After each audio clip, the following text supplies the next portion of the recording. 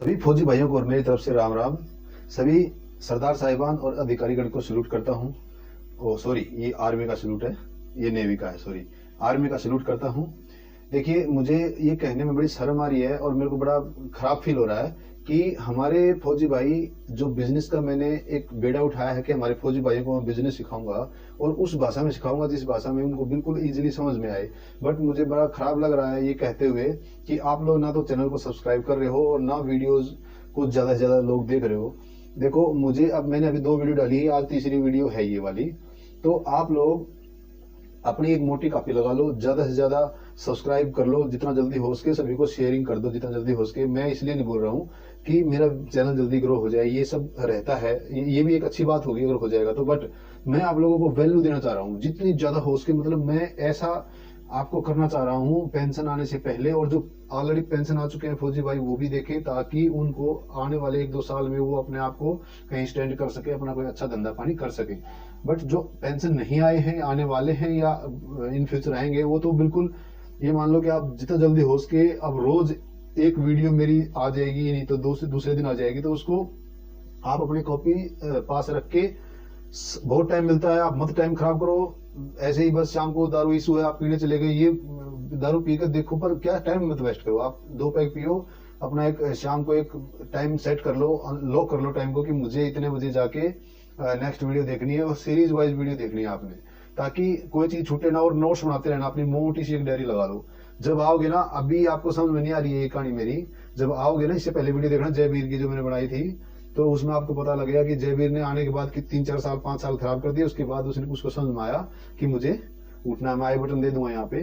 तो आप एक काम करना कि जितना जल्दी हो सके इस चैनल को सब्सक्राइब करके और कंटिन्यूटी बना लो। देखो, consistency is the key of success, मैं आज बता रहा हूँ। अगर आप ये नहीं करोगे ना तो फेल हो जाओगे। अब ज्यादा लंबी वीडियो हो जाएगी, इसलिए मैं आज फालतू बोलूंगा नहीं। चैनल को सब्सक्राइब रखो और ध्यान रखो कि मुझे शाम को कितने से 1 घंटा आप निकाल दो, 1 घंटे में मुझे नोट्स बनाने हैं अपने बिजनेस के।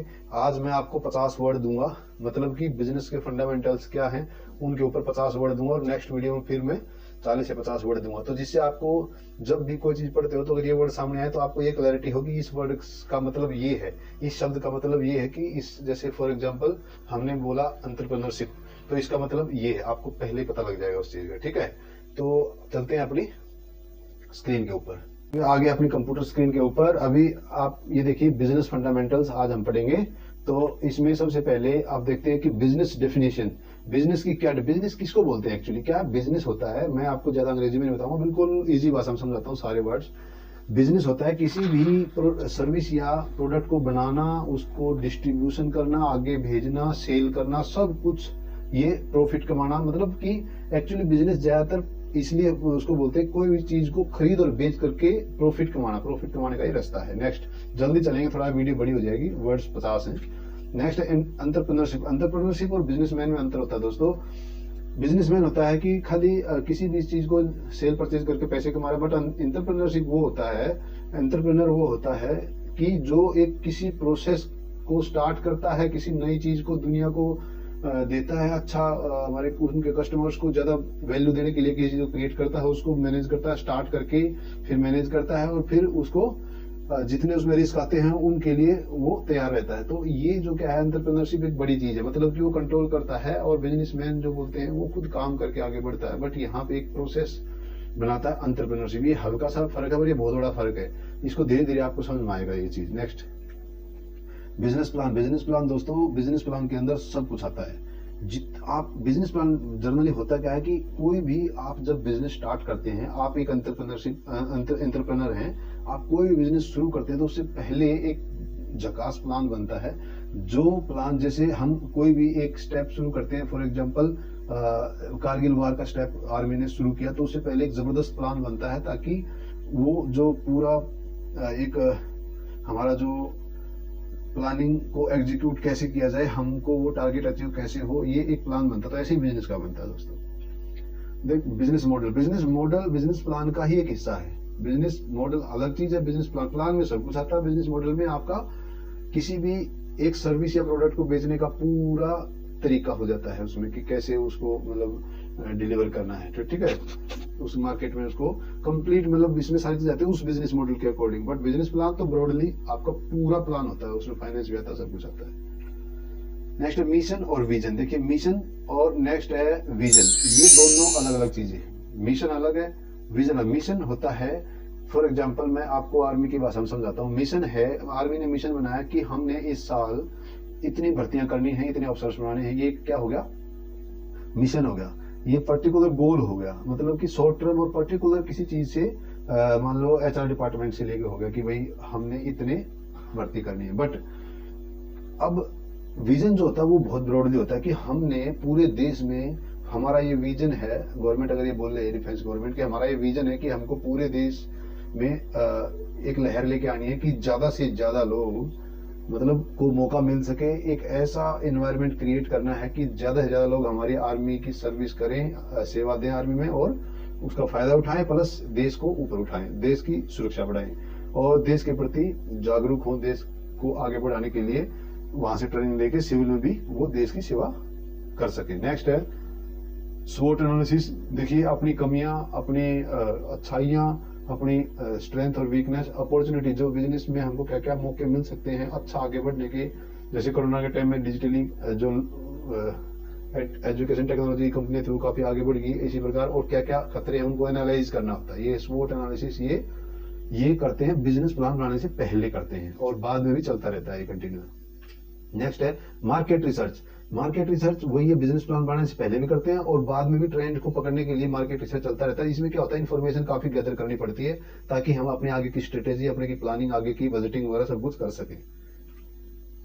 नेक्स्ट है टारगेट ऑडियंस। टारगेट ऑडियंस मतलब पर्टिकुलर जो हमारा बिजनेस है, फॉर एग्जांपल आपके सिनेरियो को लेता हूं, अभी आप पेंशन आया, आपने सोचा कि मैं एक आर्मी स्टोर डालता हूं, तो आपका टारगेट ऑडियंस क्या होगा आपको पता लग जाएगा। बट काफी केसेज में आप वहां गलती कर सकते हैं, तो टारगेट ऑडियंस को पहले सेलेक्ट करना पड़ता है। जैसे जियोग्राफिकल वाइज कि मेरा कितना टारगेट ऑडियंस है, तो टारगेट ऑडियंस के अकॉर्डिंग आपको अपना बिजनेस ऊपर उठाना होता है कि भाई मेरा इतना टारगेट ऑडियंस, तो मेरे को इतना खर्चा करना पड़ेगा, इतना माल खरीद के लेके आना पड़ेगा या इतना प्रोडक्शन करना पड़ेगा, वो सब दिखाया जाता है। फिर टारगेट ऑडियंस के लिए आपको मार्केटिंग स्ट्रेटेजी वगैरह ये बनानी पड़ती है कि वो कैसे, उनको ब्रांडिंग कैसे करूं, उन तक कैसे पहुंचूं, ये सब होता है। Next market segment. Market segment बड़ी क्रिटिकल है आपके लिए कि मार्केट सेगमेंट, फॉर एग्जांपल से समझते हैं इसको।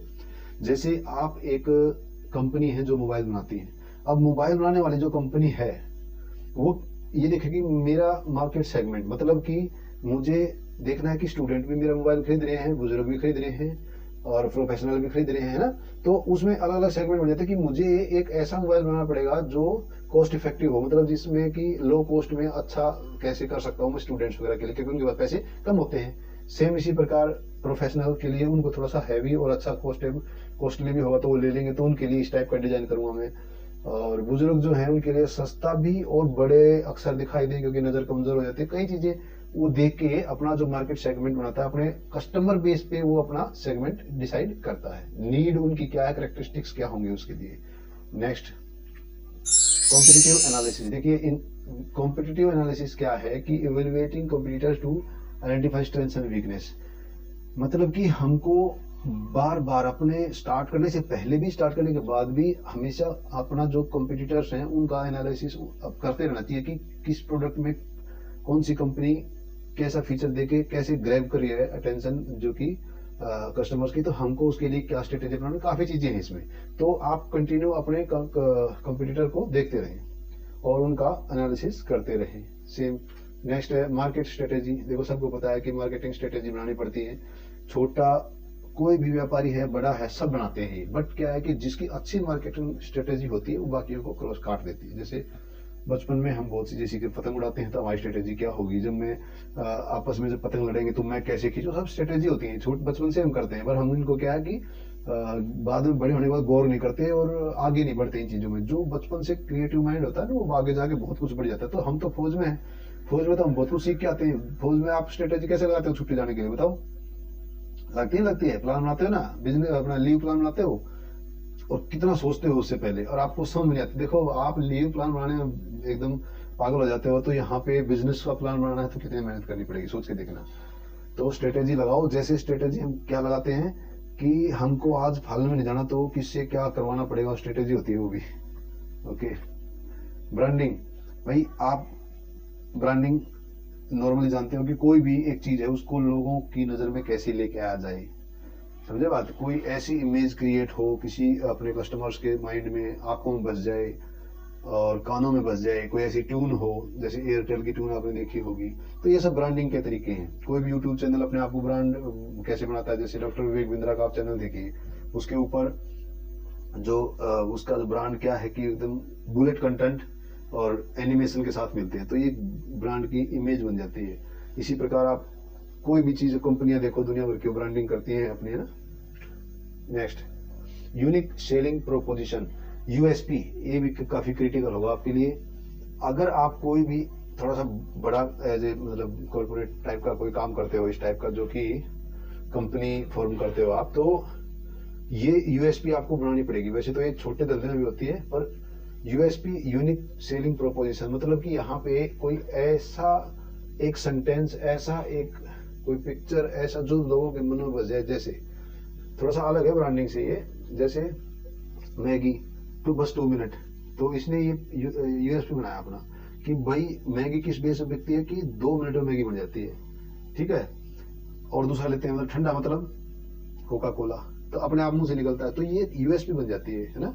टेस्ट द थंडर, ठंडा मतलब कोका कोला। अभी क्या है, डर के आगे जीत है, तो ये इसमें क्या है, माउंटेन ड्यू, है ना, इस टाइप का ये इनकी यूएसपी है। और भी बहुत सारी आप देखते रहना, मैं एक एग्जांपल दे रहा हूँ छोटे छोटे, क्योंकि टाइम कम है, वीडियो लंबी हो जाएगी।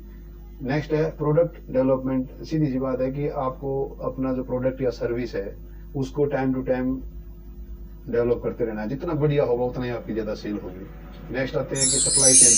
सप्लाई चेन भी क्रिटिकल है आपके लिए, ध्यान से सुनो। सप्लाई चेन में क्या है, जैसे हम ग्लेशियर तक जाते हैं बट हमारी सप्लाई चेन नहीं टूटती, देख रहे हो कितना अच्छा एग्जांपल है। ग्लेशियर जो पार्टी चढ़ती है उसकी सप्लाई चेन देखो, कहाँ से राशन, कपड़े, रिक्वायरमेंट जो बेसिक नीड्स है वो कहाँ से सामान चलते हैं, और कितना ऊपर आईएलटी में चाहे हेली पहुंचाने पड़ो चाहे पोर्टर, है ना, लेके जाए, बट सप्लाई चेन वो टूटती नहीं है। ऐसे ही यहाँ पे सप्लाई चेन है, मतलब आपका जो प्रोडक्ट बनने से लेके और कस्टमर तक पहुंचने तक की सप्लाई चेन, ये सप्लाई चेन होती है। नेक्स्ट उसमें ये भी आ जाता है लॉजिस्टिक वगैरह सब कुछ आ जाता है। लॉजिस्टिक मतलब व्हीकल, गाड़ी। नेक्स्ट है कॉस्ट एनालिसिस। भाई आपको क्या करना है कि ये देखना है कि अब मैं बिजनेस स्टार्ट कर रहा हूँ, मान लो कोई स्टार्टअप कर रहा हूँ, तो उस टाइम मुझे एनालिसिस करके देखना है मार्केट को कि मैं कितना कॉस्ट रखूं कि मेरा आइटम बिक जाए, और धीरे धीरे आपको उसको इतना करना है कि आप लॉस में ना जाओ। तो कॉस्ट एनालिसिस करते रहो, ये देखो कि मेरा मैन्युफैक्चरिंग या खरीदारी में कितने का आ रहा है, और बाद में मुझे प्रॉफिट मार्जिन निकाल दो। उसमें काफी बड़ा क्राइटेरिया, मैं आगे समझाऊंगा, ये सब कुछ गहराई में समझाऊंगा। अभी आप देख लो कि कॉस्ट एनालिसिस कोई वर्ड होता है, जब आपके सामने आएगा तो उससे आपका माइंड में रहेगी चीज। Revenue streams.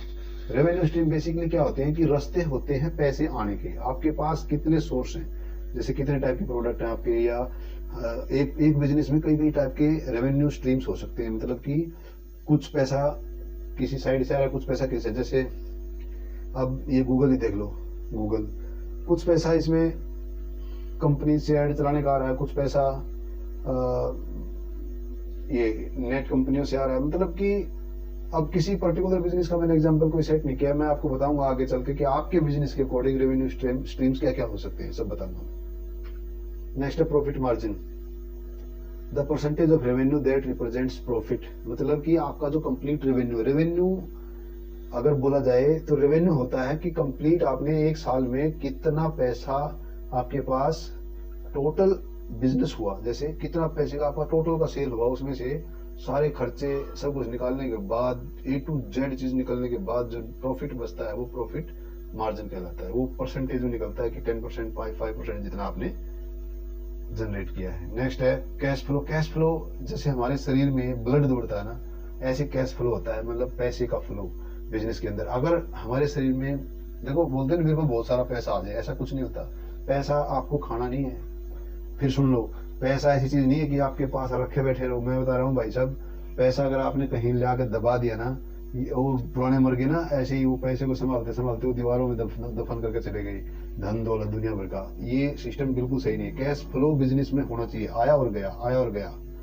ना तो आपको डर लगेगा, ना गवर्नमेंट आपको तंग करेगी, ना आपको खुद को ये फील होगा कि यार मैं इसको कैसे संभालूं, ऐसा कुछ नहीं। तो आप बिजनेस बढ़ाओ, आप उनके तरीके बढ़ाओ कि मैं नेक्स्ट एक कंपनी का एक मॉडल और चला दिया, आगे और बढ़ा दिया सिस्टम, ऐसे करो।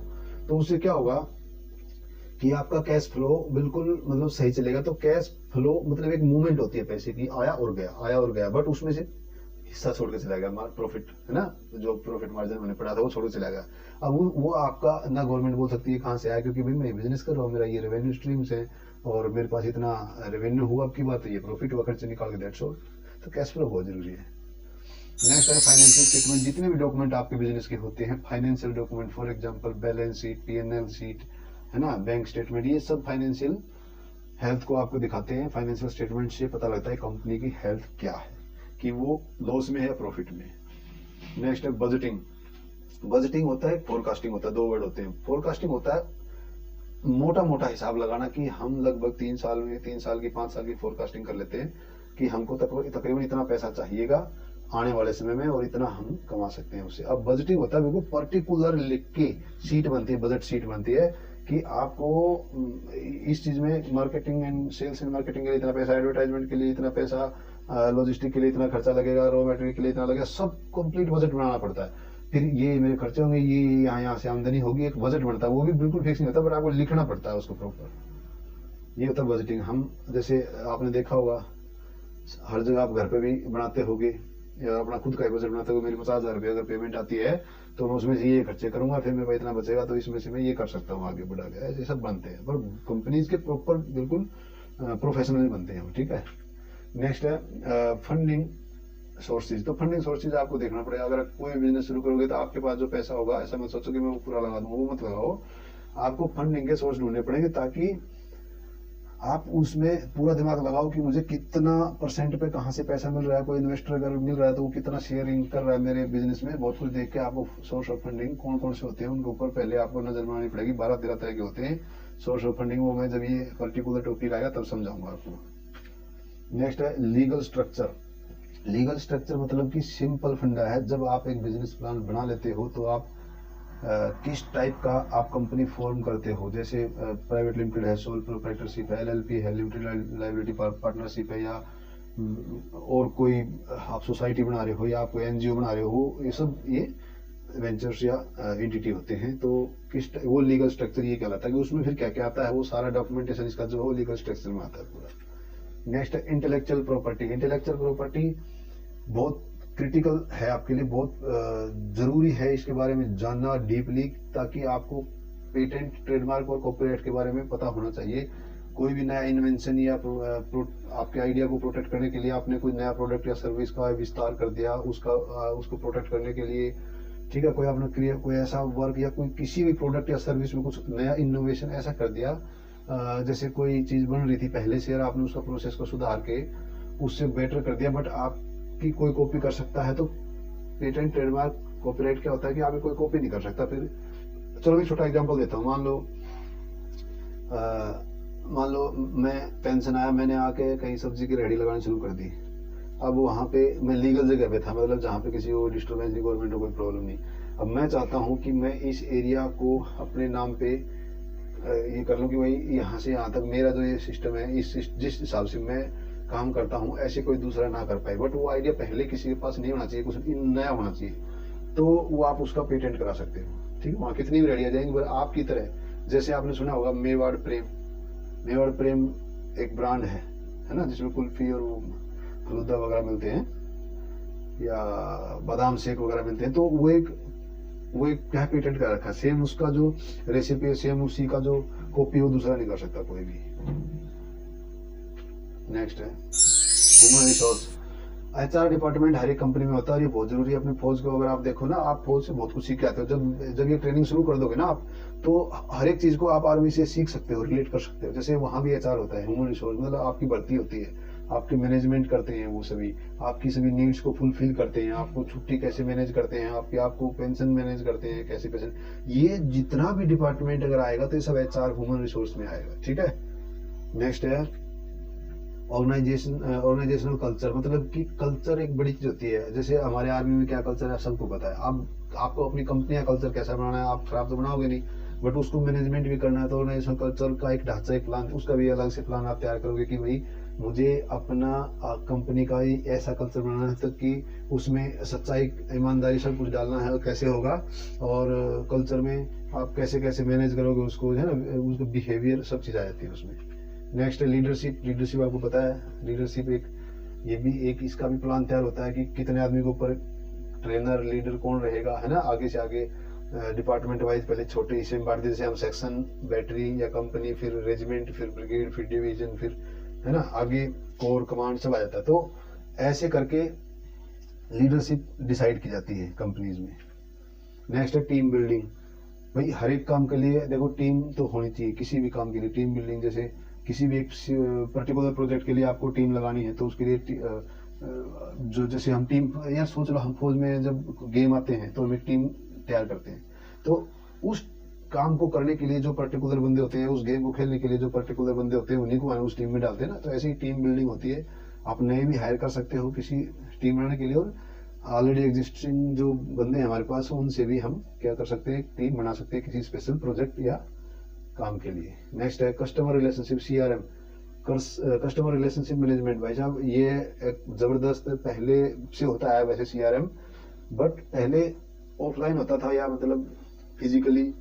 अब क्या हो गया कि अब ये सब कुछ टेक्नोलॉजी ने इसका रूप ले लिया। CRM एक सॉफ्टवेयर है, ठीक है, वो टेक्नोलॉजी बेस्ड पूरा सॉफ्टवेयर है। तो वो आपकी कंपनी का कंप्लीट कस्टमर रिलेशनशिप बना के रखता है। जब इसका बहुत अलग से कोर्स है पूरा इसका, तो मैं इसके बारे में बताऊंगा आपको। तो वो टेक्नोलॉजी ऐसी है, मोटा मोटा बताता हूँ, कि आपका कोई एक पर्टिकुलर कस्टमर किस डेट में आपके पास आया था, क्या सामान खरीद गया था, कितना उसने इंटरेस्ट शो किया अपना, किस लेवल तक उसने और खरीदने का सोचा था, फिर वो कब रिटेन कब हुआ था, दोबारा कब आया था, दोबारा वो क्या ले गया था, और क्या उसका फीडबैक था। तो ये सब कुछ मेंटेन करता है उसका डेटा, ठीक है, कैसा उसका बिहेवियर है, क्या उसका इंटरेस्ट है, सारी चीजें CRM करता है। और आप लोग सोचते हो कि मेरे पास ये कंपनी से फोन आते हैं, कैसे आते हैं? भाई कंपनियां CRM वगैरह हैं, ये सब आपको ट्रैक करके पूरा कंपनी में डेटा भेज के रखती है। आपका अभी भी, मैं बता रहा हूँ, आप मेरी वीडियो देख रहे हो ना, आज देख लेना, आपका डेटा आज भी कम से कम 1000 कंपनियों में होगा। आपका फोन नंबर, आपका नाम, आपका ईमेल एड्रेस।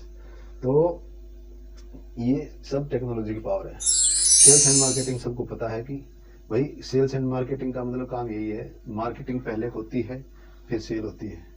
मार्केटिंग करते हैं हम 20 तरीके से करते थे पहले, अब तकरीबन जनरली कोई ज़्यादा होल्डिंग या पोस्टर वगैरह नहीं लगाता। हाँ, अगर बहुत छोटा इलाके में हम कोई काम कर रहे हैं, जैसे ये छोटे मोटे ब्लॉक समिति के अध्यक्ष वगैरह जो इसमें इलेक्शन में उठते हैं ना, तो ये दुनिया भर की अपने पोस्टर लगाते हैं, इस टाइप का काम की बात अलग है।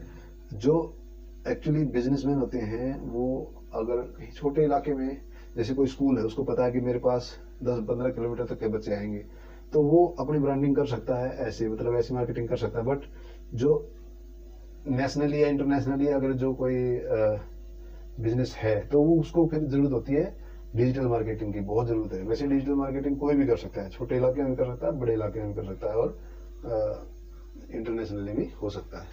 नेक्स्ट है ई-कॉमर्स, मतलब सीधी सी बात है कि आप ऑनलाइन कोई सामान को खरीदा, ऑनलाइन ही बेच दिया, इसको ई-कॉमर्स बोलते हैं। ड्रॉप शिपिंग वगैरह जैसे मॉडल है इसमें, ठीक है, उसके बारे में ड्रॉप शिपिंग का बताऊंगा, सब कुछ बताऊंगा। आप लोग कमेंट करना भाई कि मेरे को इस चीज, मैं ऐसा नहीं करूंगा कि बस आपने बोल दिया उसी के बारे में। मैं क्या है कि आपके दिमाग की जो उपज है उनको नोट करता रहूंगा, तो उनके ऊपर भी वीडियो आएगा जब उसका समय आएगा। जैसे ई-कॉमर्स का जब टाइम आएगा तो इसकी वीडियो आएगी।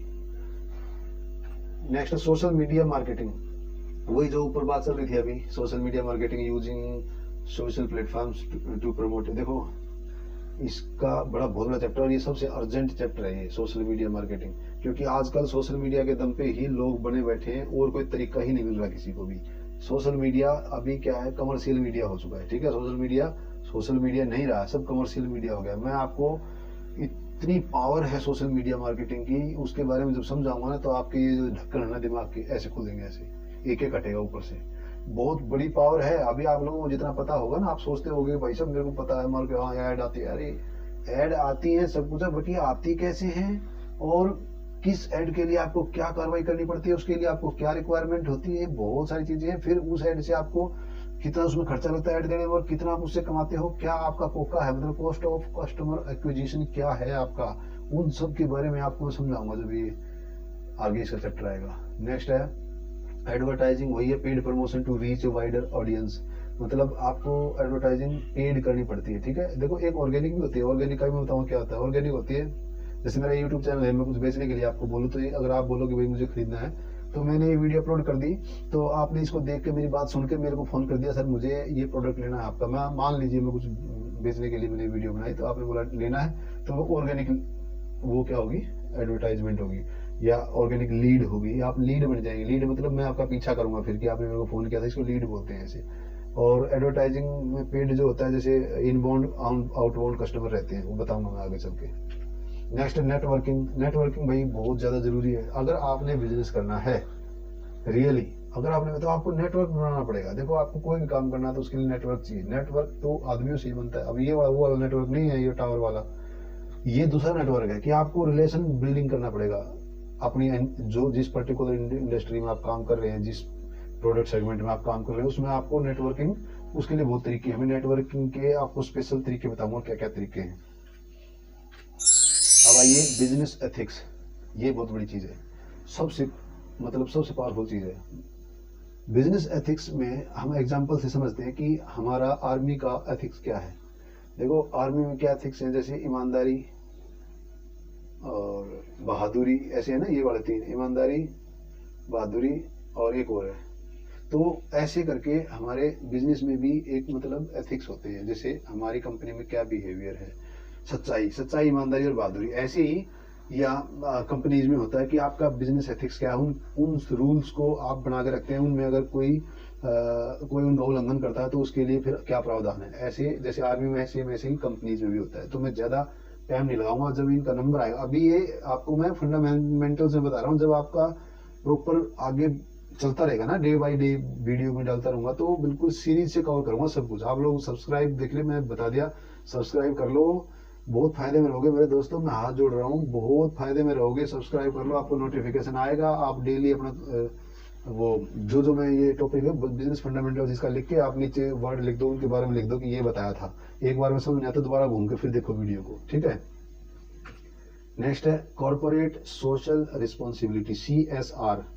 इसका तो 1% आदमी को पता होगा CSR क्या होता है, कॉर्पोरेट सोशल रिस्पॉन्सिबिलिटी। ये क्या होता है, इसको पढ़ने में ऐसा लगता है कि कोई जिम्मेवारी है, हाँ ये जिम्मेवारी है, बट ये इसके लिए क्या होता है रिस्पॉन्सिबिलिटी, मतलब कि CSR फंड, ये पैसे देती हैं कंपनियां, किसको, गवर्नमेंट के खाते में जमा कराना पड़ता है CSR। जैसे टैक्स जमा कराते हैं ऐसे ये भी होता है। तो CSR फंड बट गवर्नमेंट अपने पास नहीं रखती है, अलग अलग डिस्ट्रीब्यूट कर देते हैं। गवर्नमेंट की कोई स्कीम चल जाएगी CSR फंड के चलते, या ये एक मतलब जो सोशल समाज को भला करने के लिए ये फंड दिया जाता है। कंपनियों को देना जरूरी है, ये 2% होता है शायद, है ना, तो कंपनियों को देना जरूरी है। तो कंपनियां जब इसको दे देती हैं तो गवर्नमेंट इसको किसी NGO, नॉन गवर्नमेंट ऑर्गेनाइजेशन, मतलब आप ट्रस्ट नहीं बोल सकते उसको, ट्रस्ट नहीं बनती, ट्रस्ट, तो ये सोसाइटी, ट्रस्ट या NGO एक ही चीज है। तो सोसाइटी और ट्रस्ट अलग अलग है, तो इनको वो अलॉट करते हैं फंड, उसके लिए उनकी डॉक्यूमेंट कार्रवाई होती है, उनके क्राइटेरियाज होते हैं क्या है, तो वो समाज में भलाएगा। जैसे एजुकेशन, वृद्धाश्रम बनवाना या पेड़ लगवाना, कहीं बहुत सारी चीजें हैं जो कि सोशल रिस्पॉन्सिबिलिटीज होती है। नेक्स्ट है रिस्क मैनेजमेंट।